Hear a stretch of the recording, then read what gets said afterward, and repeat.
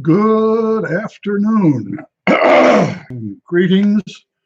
Welcome to a beer with the Old Growler. I'm the Old Growler, Peter LaFrance. Here I am at 5 o'clock on YouTube.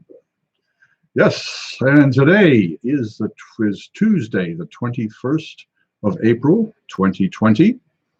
And it is it's the 38th day of being down in what they call the Paws, New York, or some kind of good thing, sequestered, so to speak. I like to think of it that way. Let's see, and the reason that I'm sitting here instead of being out and visiting a bar after a hard day of work is because they've closed all the bars down. Yes, sir. And that's tough for me because I'm a journalist and I've been covering the malt beverage industry and in fact the hospitality industry for a good 40 years, and most of my days are spent either talking on the phone or visiting either a pub, a brewery, a brew pub, or some sort of a thing, or interviewing people. And of course I do my own elbow bending while I enjoy life.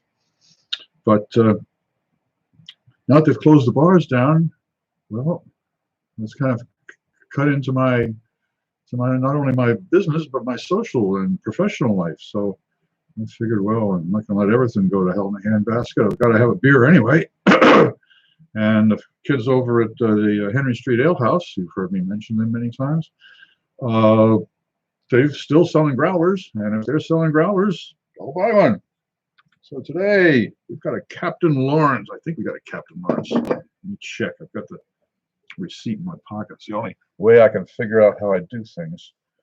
Always keep receipts. If you don't keep a receipt, oh boy, you know something? I had it.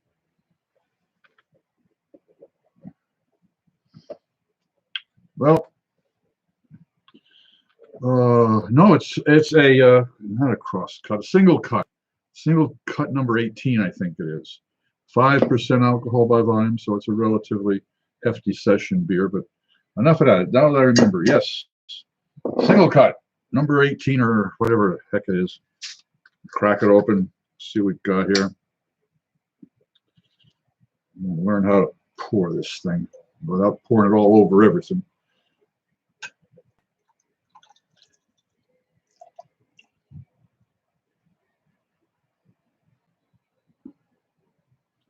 Oh, here we go. That's not a bad pour. Not a good pour. Any pours are good pour, but well, that's not as good as it could be. Okay. Whoever's out there, welcome to the Old Growler, and toast and have a beer. It's one of my cloudy ones, and I'm not a big fan of color. I don't care.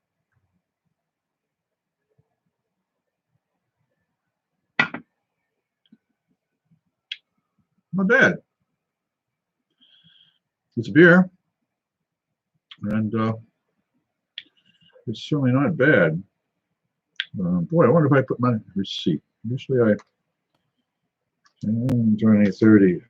Oh, good boy. Bleeding money. Might have put it in my jacket pocket, but never me mind. Never me mind. Oh boy, oh boy. All right. Well, let's see what I say. 38 days. I can't say 38 days. I think it's 22 days now. The Old Growler. The Old Growler's been here 22 days, chatting with you folks. I can see there's at least two of you back there, and cheers to both of you. I hate drinking alone, but it happens. Kind of funny sitting here talking to a.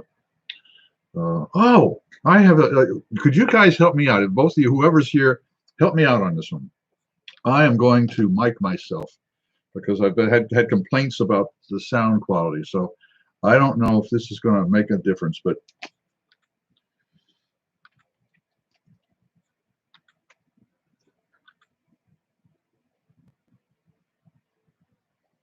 All right, now can anybody hear me? That's what I'd like to know. If you could just give me a little click or some kind of a yes or a no down there, if I'm uh, if I can be heard. Let's see now. Can somebody say something that am I being heard? Uh, I'll have a sip of beer and wait for somebody to say hello. Oh, Monica. Oh, good, good, excellent. Thank you very much. I'm glad I'm glad you can hear me. Let me put this in a better place then. Maybe over here. Yeah, that's a little better, I guess. All right. Well, greetings, Monica. Good to see you again. Let's see. It's as you know, it's a bright, beautiful day here in Brooklyn, and I got my walk in this morning on the Brooklyn Bridge. Virginia and I walk across usually around 7:30, so we get back around 8:30. A cup of coffee, and then try and get to work by 9. But it's a good walk. There's not too many people, of course. More bicycles and joggers. I think maybe there's only 2 or 3 walking people that we've seen, and the rest of them are out there physically exerting themselves. It's a good time in the morning to be out there. Fresh air, all that kind of good stuff.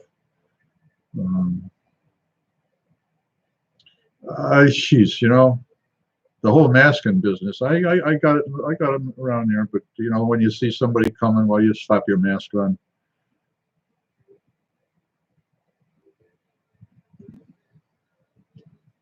Boy, I just had a frame come up here. Yeah, it is kind of a. It was. It was a. I was expect the first storm. I was expecting much more, and we just got a couple of claps of thunder. I mean, that was nothing, and then it settled out a little bit, and then I got itself a nice rainstorm. Yes, you're absolutely right. It was impressive. It was impressive. But I can tell you why it cleared out. Cleared out because it was getting to be around 4 o'clock, and it was time for me to go get my growler. And well, I got a driver support thing sticking up here. What the fuck is this? I'm gonna click on this. There it goes. It disappears. All right. Yeah, because I was going to get my growler, so of course it couldn't rain. I mean, really, how could you possibly think it's raining? When I have to go get my growler. Yeah, you see, not quite talking to the walls, but getting pretty close there. Oh, I see we've got somebody else ventured in. Greetings. I hope you enjoy a beer with a growler, or a beer with the old growler, or have a growler yourself. I'm sampling some single cut number 18, I think they call it. I've lost my receipt, so I don't know quite what it is. But I'm not a big fan of cloudy beers, but I've had the bartender there at the Henry Street Ale House, Jerry Scott, longtime friend. It's to the point to where I can walk in and say, Jerry, what am I drinking? And he'll look at me, well, nothing yet. But anyways, I walk in and say, Jerry, hey, pour me a beer, and he pours me a beer. And this was one of the recent ones. I knew I didn't like cloudy beer, but it was tasty. Oh boy, let's see. Oh yeah, I'm gonna tease you kids. I've been trying to taste this beer for I think 3 at least 3 old growlers. It's barrel aged. It's not at noon. Interboro Spirits and Ale here in Brooklyn, a Russian Imperial Stout Coca blend, and it's an Interboro. They're working along. They brewed with the people from Pipeworks Brewing Company that aged 1 year in the wine barrels. So this is a complex 12% beer, and I couldn't figure out the name on this one. It says that the name of it is not at noon, I think. Yeah, tonight at noon. That's what that means. And boy, oh boy, when we take a look at it later, we'll and discuss it. I think it might have lost a few points there. And we have a surprise guest today. It's called Monk's Blood. And this one is really old. I mean, this is ancient. This was hiding in the back of the refrigerator. And it looks like it says canned on March 5th, 2012. That's 8 years ago. I can do math sometimes. Let's see how many 8.3 by volume. Okay, well, we'll see if the old monk's got some blood in them. But that's our guest appearance today. We have him come visit.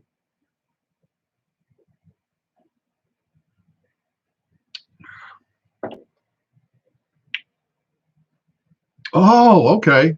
Well, that shows my lack of understanding of 1950s and 1960s jazz.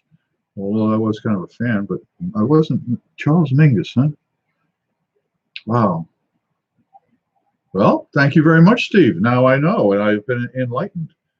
To say anything about it, we'll investigate that later. I mean, that's what we're going to do. Tonight at noon. Okay, yeah, wow. I was going to say, I thought it was an interesting name for a beer, particularly for an Imperial Russian Stout. That could be a comment on ethnicity. That'd be crude, wouldn't it? Yeah, a black beer and a black beer. All right, well, I don't want to wander too far off the subject. And the subject today, oh boy, let's see what we got today. I came up with a great one, I thought. Let's find it though. I'm trying to keep these relatively scripted for you newcomers. We're going to talk about today. Oh yeah, I did the tasting teas. Feature story, cooking. Cooking. Now there. That is a topic to discuss, I tell you, especially with beer. But cooking. Huh. Well, I saw recently kind of a little joke about the situation we've got with the people being more homebodies than they used to be. That there's two things going to come out of this at the end when we finally get back to being able to walk on the streets without a mask. There's going to be a lot of very good cooks and a lot of alcoholics.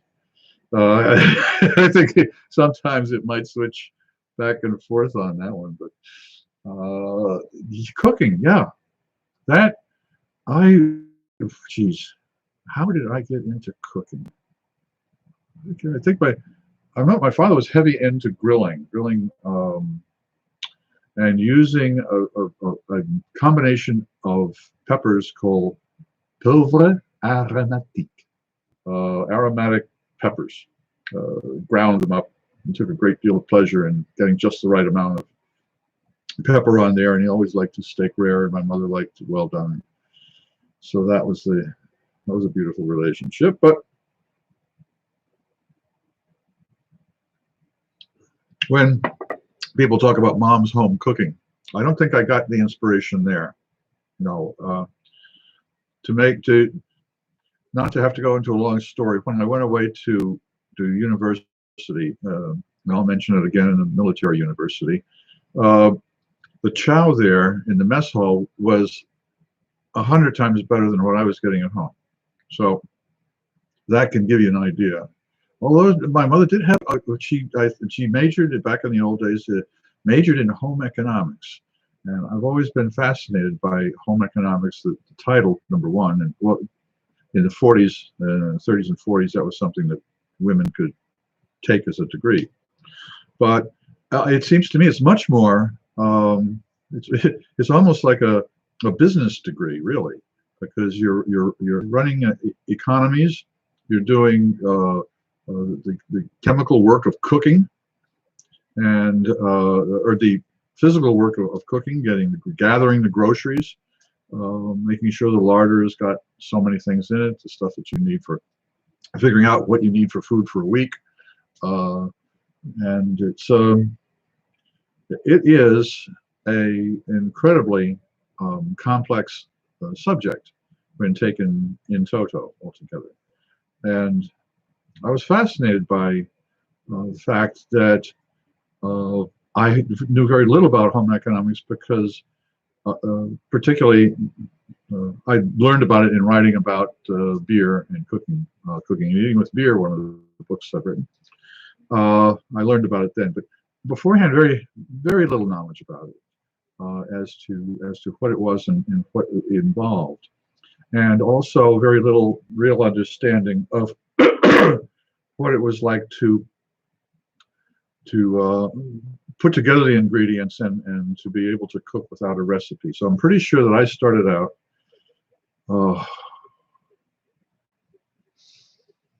I'm willing to bet that it had to do with Julia Child and her first book. And for some reason, either my father got it or it was a gift or something. And I decided in high school to do some of the recipes.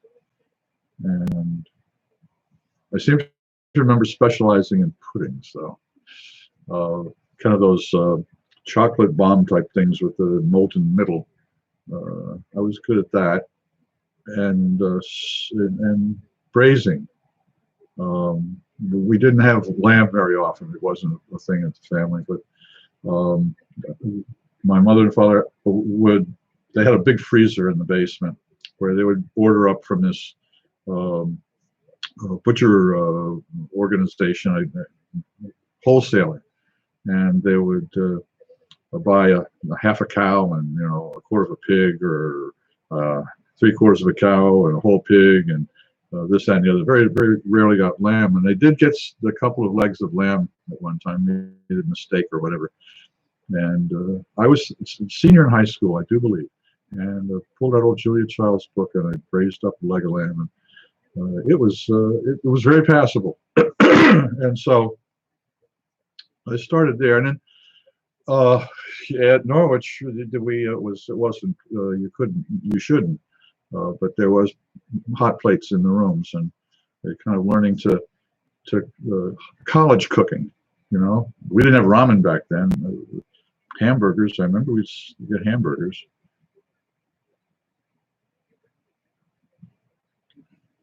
And made all kinds of soups, of course, but that was playing with the cans. But yeah, there was a time, geez, I think it was my senior year, and there was a lot of hunting that the cadets could do. It was deer season, and we had rifles, and so we hunted. And most of the time, it would be on posted property that we had permission to go on. And some of the guys up there, a lot of them at that time, were New England boys, and so it was familiar for them to do it. And I remember at an off-campus poker game one time, Ernie, Kenny, Ernie, one of the other cadets, we had, I guess, 4 or 5 playing poker, maybe 6 or 7, dropping seats in and out, that type of thing. It was mainly for the beer and the venison steaks. So boy, oh boy, those venison steaks were great, and they went fantastic with the beer, made sandwiches, the whole thing. And this kid Bernie, I remember he was the cook. He was cooking. He was doing pretty good. So I had to get up and drop my hand after a while to hit the head and to let somebody else sit in. And I went hit the head and come back through the kitchen. Saw on the dish rack or the side part of the sink this blob of red stuff. Like gelatin. It looked like gelatin, but it was opaque and really weird. So I looked at that and I said, I'll call him Bernie from now. What the heck is that? And he said, it's venison liver. And I said, Jesus, I hate liver. He says, oh, you do, huh? I says, yes, I do, boy. I just thought, no, never mind, I'm out of here. Just he said, wait a minute. He said, hold on. He says, how much you made tonight? And I said, $25 or so. He says, I tell you what. And he has a skillet going. with steaks, some of the what's left over from the steaks in the fond in the bottom of the whole thing. He said, "I'll tell you what, I'm going to slice off a little bit of this here liver. I'm going to fry it up in this here pan, and I'm going to put it on the end of a fork, and you can put it in your mouth, and if you can spit it out, I'll pay you $25. But if you can't spit it out and you eat it, you pay me $25. Shit, I can spit anything out of my mouth, and there's no problem about that." So he sautés this up real quick, both sides, just a little bit there, boy. Sticks it at the end of the fork. I remember that thing smelling so good. And I took it, I had it in my mouth, yes, I did. And my little tongue and all the receptors and the flavor things all went, this is good. And then when I wouldn't say chewed it, but you got liver, it's like pate, or it's like foie gras. It kind of dissolves. And my little mouth's going, oh, this is even more fun. And by the time my little mouth and my brain had figured this out, I had swallowed it. So I lost $25.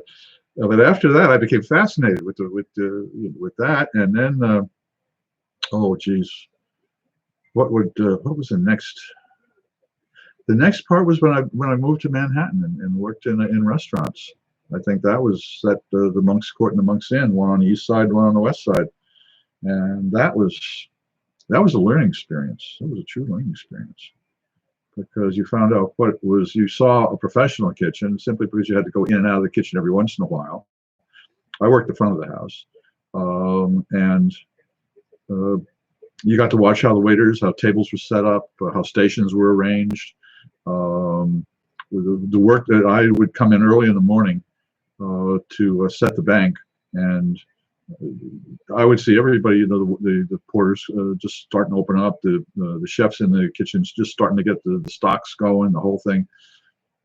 And you got to watch the rhythm of it. And most particular fun was after work, particularly if you had the night shift. And I switched back and forth between day and night shifts. It was wacky. I don't know how I did, but I was young.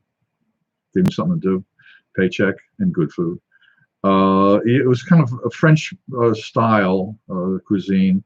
It was called the Monk's Court and the Monk's Inn because it was at a time when they didn't have to hire women. So the staff was all males, and so the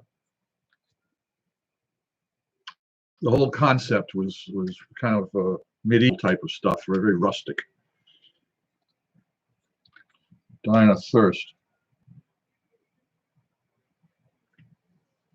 There we go. So I got to get a chance to watch how professional kitchens work. And living by myself at the time, I had a subscription to Gourmet Magazine. And even with the limited resources I had, I was fascinated by the recipes. And I wasn't moving enough along to see that cooking really has very little to do with recipes. It has to do with techniques and understanding what you're doing.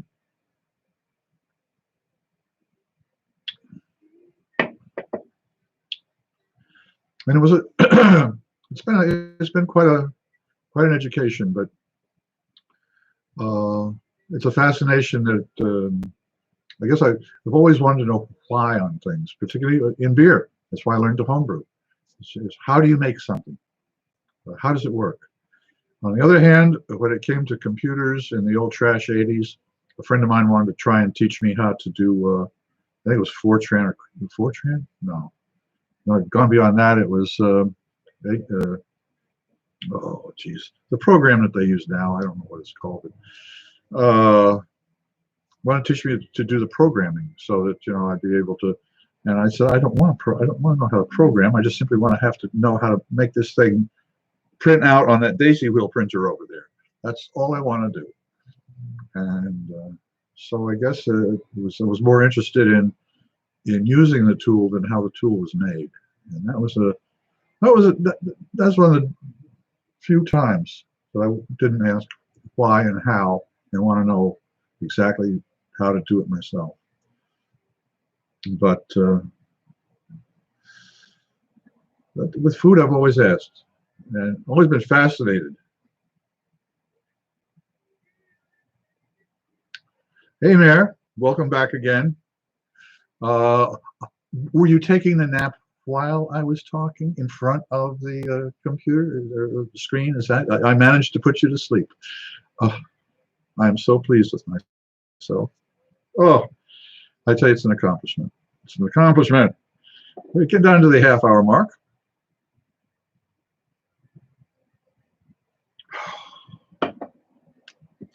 And when we get down to the half-hour mark, that means it might be time to taste a beer.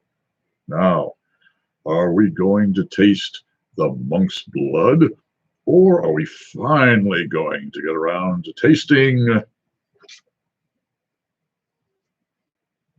Tonight at Noon? Well, back in the old days, before the lockdown, what I used to love to do was every Thursday afternoon, we'd get together over at the Waterfront Ale House there and set up my little camera and my microphone, and we had what was called Meeting Expectations. The rest of the channel, you can take a look on my channel, and there's a whole raft. I guess there's at least there's probably at least 100, maybe 125 tastings that we did at the Ale House and meeting expectations.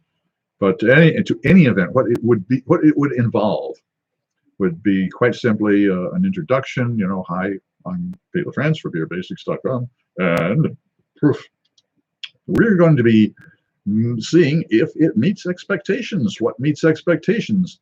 And we would go through and I'd read the label off, everything, all the information on it, and then we would discuss amongst the three of us as to what would we expect from this, and then we pour it out and taste it, and if it meets expectations, if it doesn't meet expectations, and if it Monica and I were talking about this the other day, transcends expectations, almost moves into something else. It's a really great beer, but it's not what it was supposed to be. It's always fun to do that. So anyways, I welcome whoever's here, and we will take a taste of Barrel. Okay, well, we already know the name of it, Tonight at Noon, and it's by Interboro, which is a brewery here in Brooklyn. Interboro Spirits and Ales. They also do distilling, and I have yet to go over there. Yeah, no shit. Pardon me. To go over and sample their products. All right. It's a Russian Imperial Stout Coca blend. C-O-C-O-A. Coca. Barrel aged. It says Interboro and Pipeworks Brewing Company. Interboro and Pipeworks Brewing Company. Okay. Sorry. Brewed with our friends from Pipeworks Brewery. Aged 1 year in red wine barrels. Interboro Spirits and Ale. Grand Street, Brooklyn, New York. Product of New York City. And the Surgeon General's warning that I can't get pregnant with this, or shouldn't. I shouldn't drink this if I'm pregnant. And it says a pint. Okay, we know that. And aforementioned 12% alcohol by volume. And it doesn't say when it was canned, but I believe I got this from the folks that were doing a cheese and French cheese and beer pairing. So this has to be at least, I'd have to guess 4 months, maybe 5 months old. So, but it's a heavy freaking beer, so it's gonna, if it doesn't hold up, there's something wrong with me or the can, one or two. All right, let's crack it. Oh, what are we expecting? Russian Imperial Stout, heavy alcohol. I'm wondering with the cocoa in there, they're accentuating the chocolate. So I'm wondering if that's meant to balance out some kind of a heavy hop. it doesn't mention the international bittering units on this, so I don't know. Let's crack it open. Ah. Ooh. Foam, lots of foam. Not too much.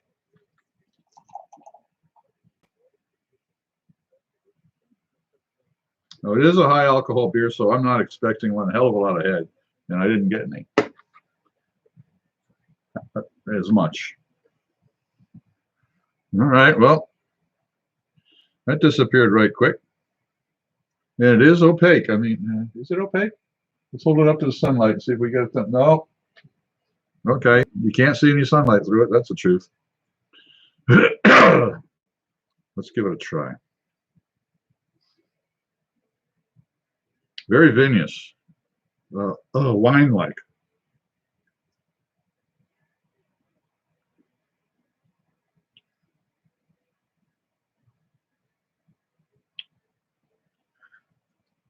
Okay. Now here we got an example. The cocoa, what it does is it gives this a real sherry flavor profile.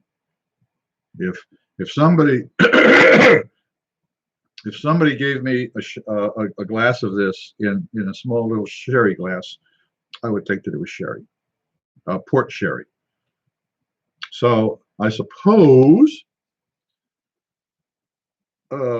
aged 1 year in red wine barrels. Okay, there's part of the profile, definitely.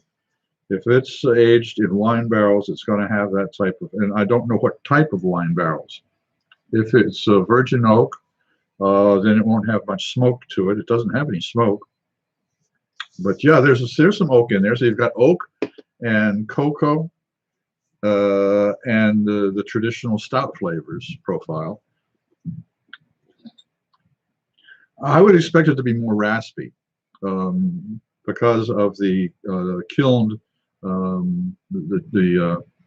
it's burnt malt, kilned malt that's used to give it a dry finish, and I was expecting that.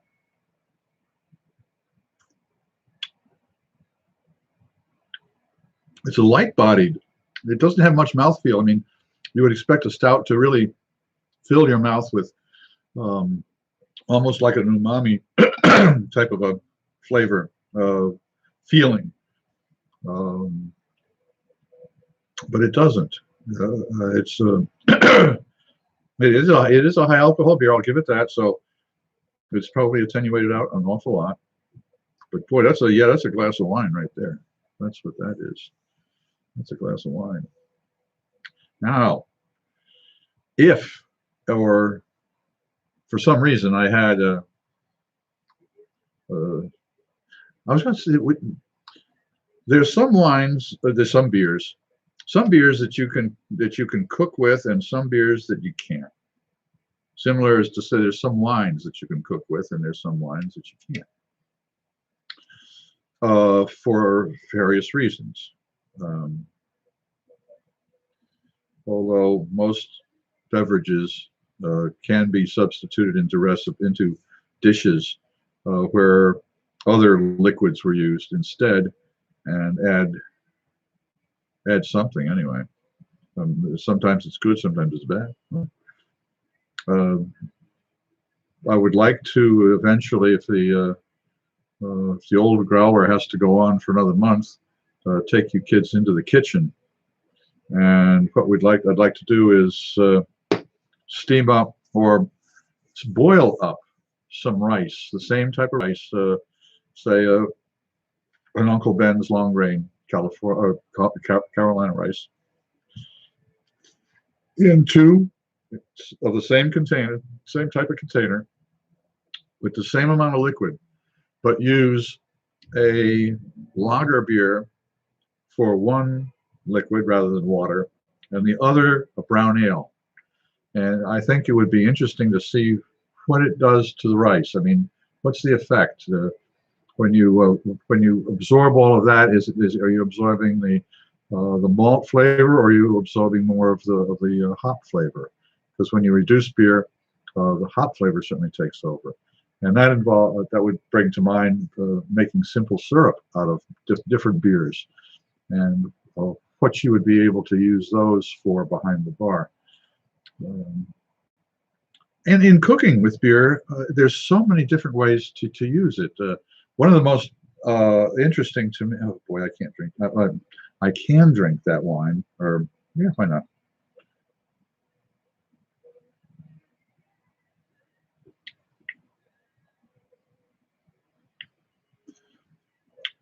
It's not as aggressive the third time around, although it is still pretty aggressive. Boy. Back to cooking with beer. One of the more interesting fun that I have had is playing with what is traditionally a bechamel, a French white sauce, a basic white sauce, where you make a very light roux, where you take butter and flour, equal amounts. You melt the butter, then you put the flour in, and you allow it to cook over a medium flame or medium heat, just enough so that you lose the you actually cook the flour just a little bit. That's just enough. Then traditionally you add an amount of milk, and you whisk it and make sure that it's totally emulsified and absorbed into the flour absorbing and working with the milk, and the butter emulsifying the whole thing to reach a certain consistency. And then you would use it it's a very white sauce. You would use it to sauce things, or you would add, in particular here in the United States, mammoth amounts of different cheeses, and blend it in with 3/4 cooked macaroni, and you have macaroni and cheese, a wonderful traditional dish. Well, I decided to use beer instead of milk. Now, milk, of course, has the fat content to it, which would make a difference in putting in how the roux works.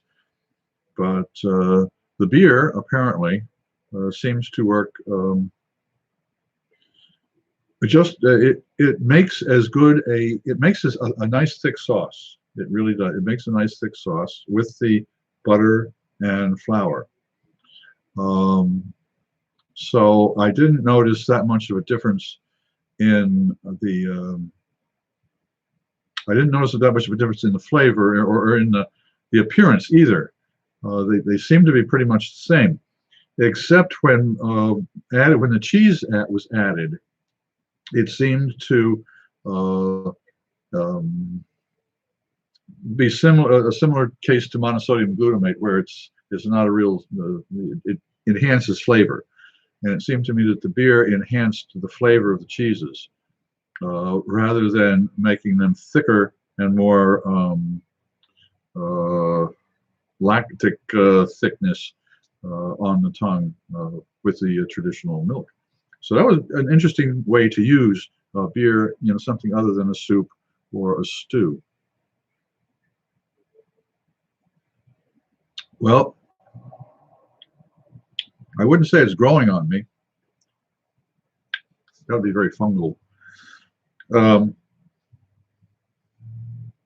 What would I'm trying to imagine what I know I couldn't cook with this. What would I eat with it? Because it's a powerful sweet.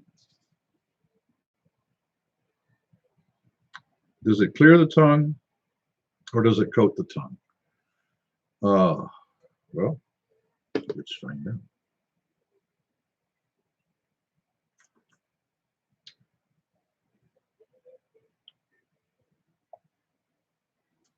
It coats the tongue.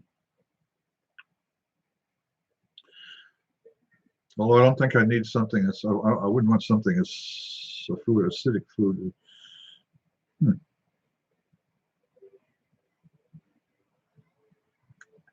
Nuts. Not almonds. You need a little fruit. flavor to go with it. That would be it. I mean, it's not a, and it is a beer to share, that's for sure. Um, it's intense. It's a very intense beer, very high alcohol. Yes, this could be shared quite easily. Um, well, cheers.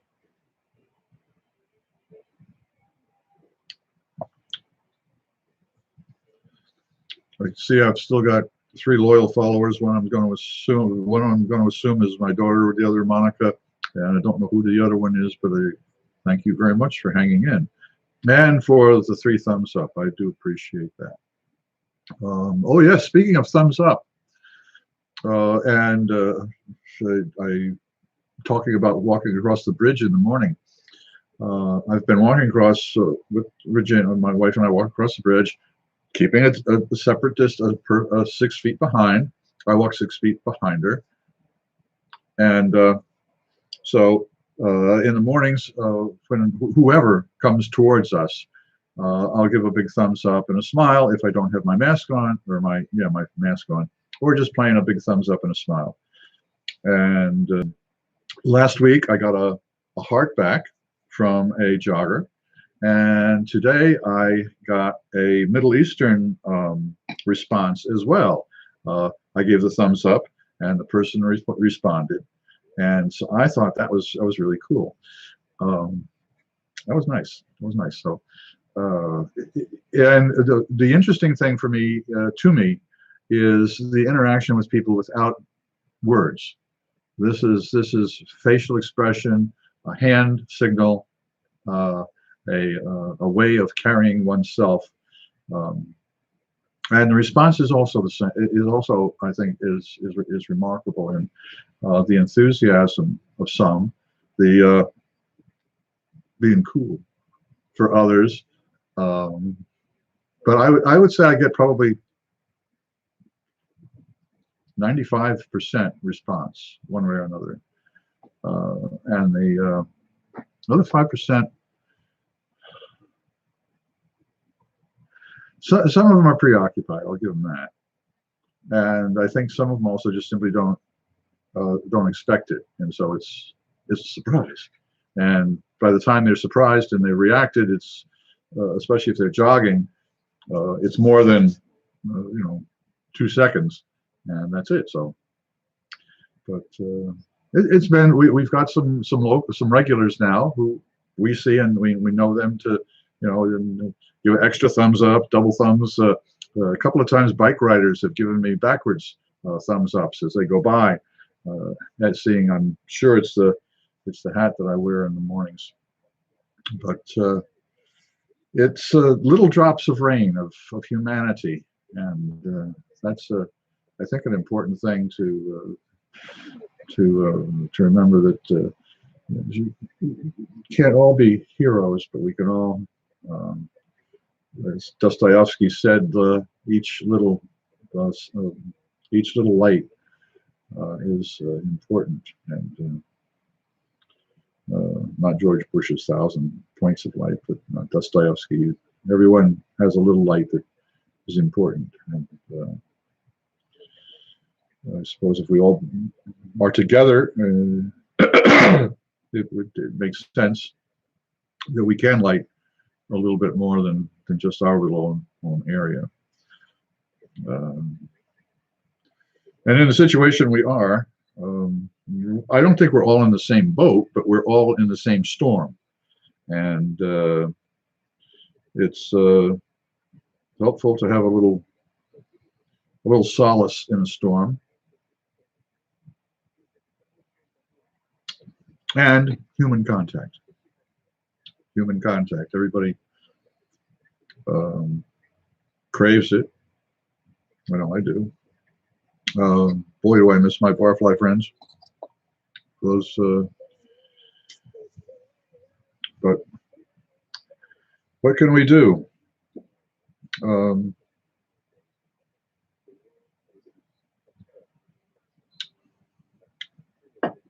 I think people have gone through long and semi-catastrophic illnesses, cancer, that type of thing, have a concept of what it's like to be in this situation, and hopefully they use it to encourage friends and acquaintances that haven't, so that they can, again, keep in contact, that type of thing. Okay, well, we finally got around to tasting and seeing if tonight at noon ran up the old expectation poll, and well,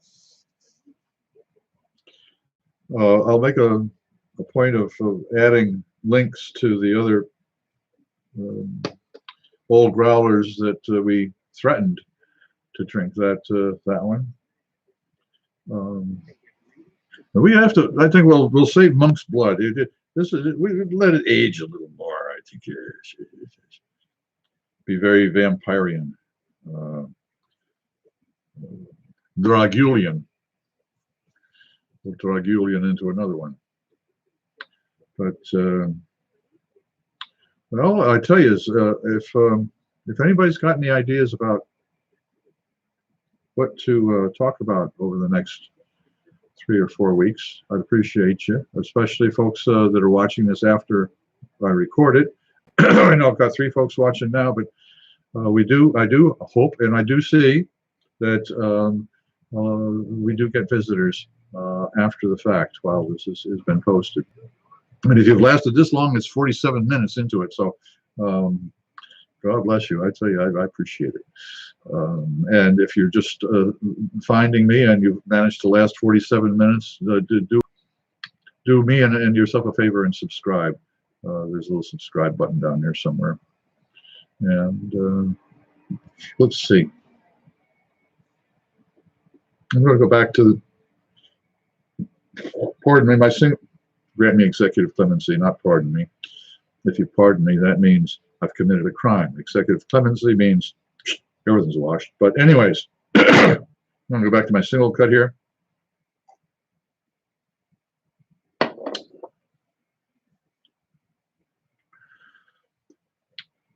I've got a Blue Apron spicy salmon dish coming up tonight. And I think that would go very, very good with that salmon, especially if it's kind of a chipotle type heat. Yeah. Well, I know what I'm going to have with dinner tonight, and pretty much that's how it is when I leave my favorite watering hole in establishment. Let's see if I've forgotten anything as far as this. Thoughts and musings. No, I think did I forget some notes here? Choo-pa-choo.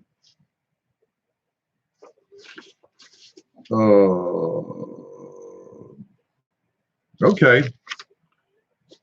For those of you who are still with me, I've got a little footnote here on the Russian Imperial Stout. It has a 75 IBUs, that's hefty. That's a lot of hops in there.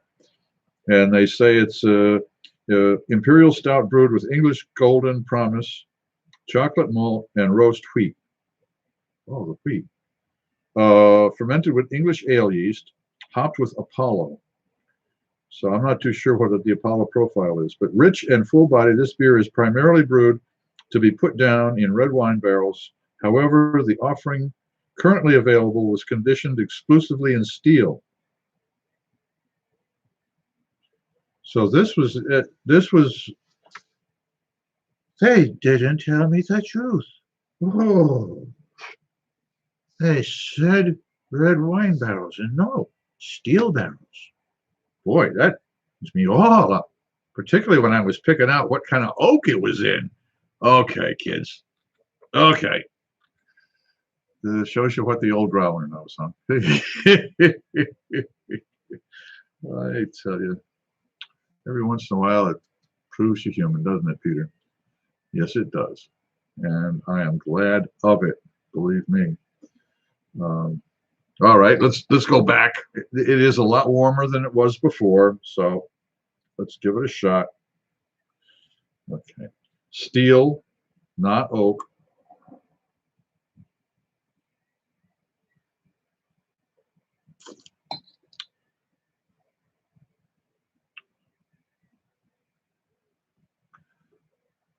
It's not fair. It's not fair to it because I've already tasted it before.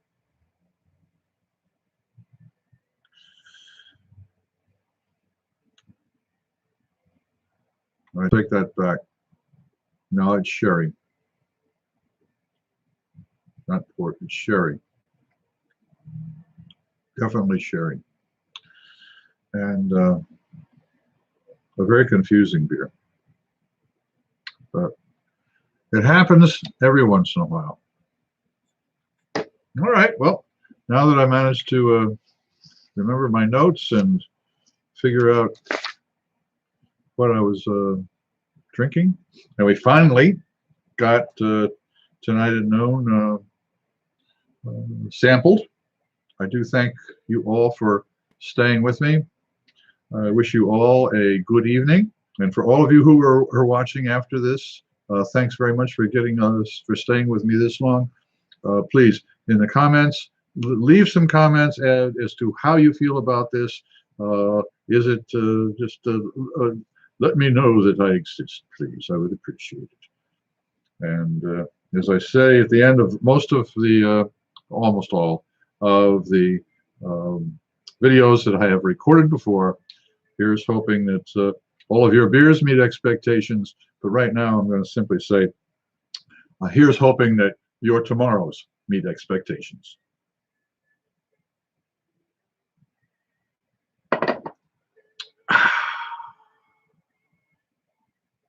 Happy trails.